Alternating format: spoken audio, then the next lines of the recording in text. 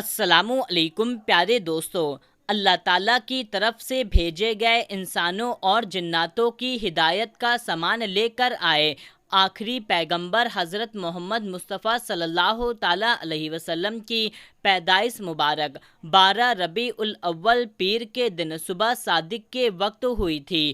آپ صلی اللہ تعالیٰ علیہ وسلم کی پیدائش پر دادا عبد المطلب کو بے حد خوشی ہوئی۔ انہوں نے ایک میگھا ذبح کیا اور اپنے پوتے کا نام محمد رکھ دیا۔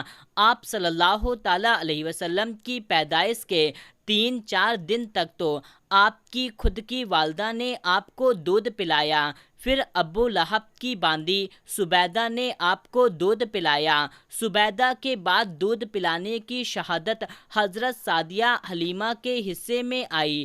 ہوا کچھ ایسا کہ مکہ میں یہ رواج تھا کہ ماں باپ اپنے بچے کو دودھ پلانے اور شروعاتی پرورش کے لیے شہروں سے زیادہ دیہاتوں میں رکھنا پسند کرتے تھے، تاکہ دیہات کی صاف شفاف ہوا اور وہاں کی زبان کے بیچ ان کی پرورش ہو۔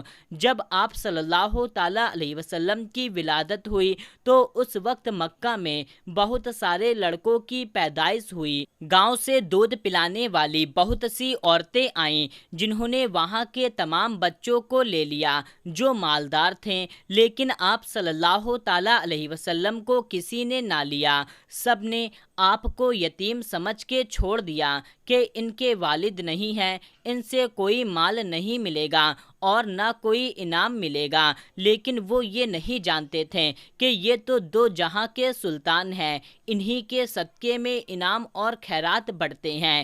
حضرت دائی حلیمہ فرماتی ہیں کہ میرا خچر بہت دھیما تھا، جس کی وجہ سے میں بہت دیر سے پہنچی، اور جب میں پہنچی تو تمام بچوں کو دوسری دائیوں نے لے لیا تھا۔ اب میرے ہاتھ کوئی بچہ نہ لگا۔ کسی نے مجھ سے کہا کہ عبد المطلب کے گھر میں بچے کی پیدائش ہوئی ہے۔ پہلی بار تو میں نے بھی لینے سے انکار کر دیا، کیونکہ ان کے والد نہیں ہیں، کوئی مال یا کوئی انعام نہیں ملے گا۔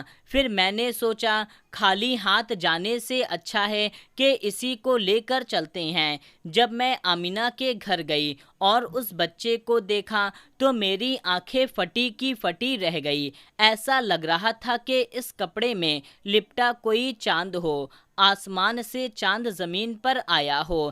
میں نے اس بچے کو لیا اور اپنے گاؤں کی طرف واپس چل پڑی۔ جو میرا خچر آتے سمے لنگڑا لنگڑا کر چل رہا تھا، اب وہی خچر گھوڑے کی طرح تیز رفتار میں سبھی خچروں سے زیادہ تیز دوڑ رہا تھا، اور سب سے پہلے میں اپنے گھر پہنچ گئی۔ جب رات کے اندھیرے میں گھر میں رات چھا جاتی ہے تو اس محمد کے نور سے میرا پورا گھر جگمگایا کرتا تھا، یہاں تک کہ جو میری بکریاں بیمار تھیں، جن کا دودھ سوکھ چکا تھا، اب وہی جانور ایک دم تندرست ہو چکے ہیں اور ان میں دودھ کا سیلاب آ چکا ہے۔ اللہ پاک نے ان عورتوں کو یہ سزا دی جو نبی پاک صلی اللہ تعالیٰ علیہ وسلم کو نہیں لے گئی تھیں، کہ ان کے ساتھ ایسا ہوا کہ پورے گاؤں میں سوکھا پڑ گیا اور سبھی لوگوں کے جانور بھوک سے تڑپنے لگے۔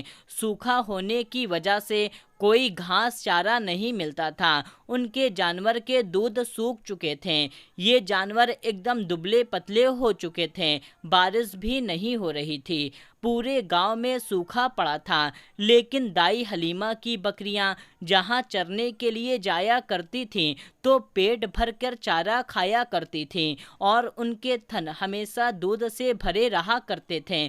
یہ دیکھ کر کے سبھی لوگوں نے یہ فیصلہ کیا کہ جہاں پر دائی حلیمہ کی بکریاں چرنے کے لیے جاتی ہیں، وہاں ہم بھی اپنی بکریوں کو چرانے کے لیے بھیجیں گے۔ لیکن بکریاں ساتھ میں چرتی، لیکن دائی حلیمہ کی بکریاں پیٹ بھر چارہ کھاتی اور بہت سارا دودھ دیتی، اور باقی کی بکریاں بھوکی رہ جاتی اور کوئی دودھ نہ دیا کرتی تھیں۔ پھر کچھ عورتیں دائی حلیمہ کے پاس آئیں اور کہنے لگیں، اے حلیمہ، तेरी बकरियां पेट भर कर चारा खाती हैं और दूध भी देती हैं, लेकिन हमारी बकरियां भी वहीं पर चरने के लिए जाती हैं, लेकिन वो भूखी रह जाती हैं। ऐसा क्यों है? बारिश भी नहीं हो रही, जिससे पूरे गांव में सूखा पड़ा हुआ है। हलीमा, आखिर तेरे घर में इतनी बरकत कैसे है? तो दाई हलीमा फरमाती हैं, मुझे तो पता नहीं, लेकिन जब से मोहम्मद मेरी गोद में आए हैं तब से ये सब कुछ हो रहा है, और तब से मैंने अपने घर के सारे दिए बुझा दिए हैं, क्योंकि मोहम्मद में इतनी ज़्यादा रोशनी है कि मेरे घर में इतना उजाला रहता है। दाई हलीमा जाती हैं और मोहम्मद सल्लल्लाहु ताला अलैहि वसल्लम को अपनी गोद में लेती हैं और बारिश होने की दुआ करती हैं। जैसे ही उनकी ज़ुबान से बारिश के अल्फाज निकलते हैं, वैसे ही छमाछम बारिश होने लगती है। ये देख कर के सभी लोग बहुत ज़्यादा खुश हो जाते हैं और मोहम्मद सल्लल्लाहु ताला अलैहि वसल्लम को बरकत वाला बच्चा कहा जाने लगता है। जब भी कभी कोई बच्चा बीमार होता तो आप सल्लल्लाहु ताला अलैहि वसल्लम का नन्हा हाथ उस बच्चे के ऊपर रखवा दिया जाता, वो बच्चा बिल्कुल ठीक हो जाया करता था। जब किसी की बकरियां बीमार हो जाती तो आप सल्लल्लाहु ताला अलैहि वसल्लम का नन्हा हाथ उस बकरी के ऊपर रखवा देते तो वो बकरी पहले से भी ज़्यादा तंदुरुस्त और ताजी हो जाती।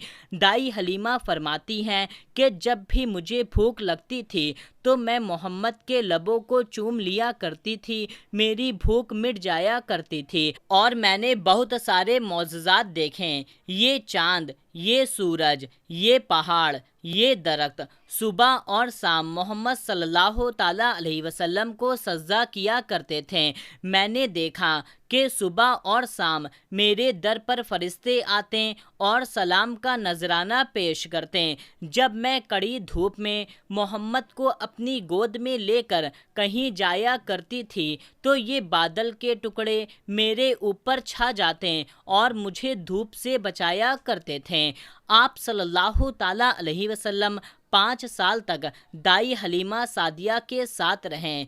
जब आप सल्लल्लाहु ताला अलैहि वसल्लम 6 साल के हुए तो आपकी वालदा हज़रत अम्मा आमना आपको ले करके अपने ननिहाल रिश्तेदारों से मिलने गई। उनके साथ उम्मे ऐमन भी थी। वहाँ से वापसी पर एक जगह जिसका नाम अबुआ था, वहीं पर हज़रत अम्मा आमना रज़ियल्लाहु ताला अन्हा का इंतकाल हो गया। अपनी वालदा के इंतकाल पर आप सल्लल्लाहु ताला अलैहि वसल्लम बहुत ज़्यादा गमगीन हो गए। उसके बाद आपके दादा ने आपकी परवरिश की, आपके दादा अब्दुल मुत्तलिब ने। फिर 2 साल के बाद उनका इंतकाल हो गया। उसके बाद आप सल्लल्लाहु ताला अलैहि वसल्लम की परवरिश आपके चचा अबू तालिब ने की। आप सल्लल्लाहु ताला अलैहि वसल्लम अपने चचा अबू तालिब के साथ दूसरे शहर आया जाया करते थे तिजारत के लिए। आप सल्लल्लाहु ताला अलैहि वसल्लम दूसरे बच्चों की तरह खेल कूद नहीं किया करते थे। जब बच्चे आपको खेलने के लिए बुलाते तो आप सल्लल्लाहु ताला अलैहि वसल्लम फरमाते, मैं यहाँ खेल कूद करने के लिए नहीं आया हूँ। दोस्तों, नबी पाक सल्लल्लाहु ताला अलैहि वसल्लम की पैदाइश हम इंसानों और जिनों के लिए एक रहमत है। वो रहमते दो आलम सल्लल्लाहु ताला अलैहि वसल्लम हैं। तो जो सच्चे आशिकाने रसूल हैं, इस वीडियो को एक लाइक कर दें और इस चैनल को सब्सक्राइब कर लें और बगल में बने बेल आइकन के नोटिफिकेशन को भी ऑन कर दें ताकि इसका अगला पार्ट आपको मिल सके। तो मिलते हैं, तब तक के लिए अल्लाह हाफिज़, अस्सलामु अलैकुम।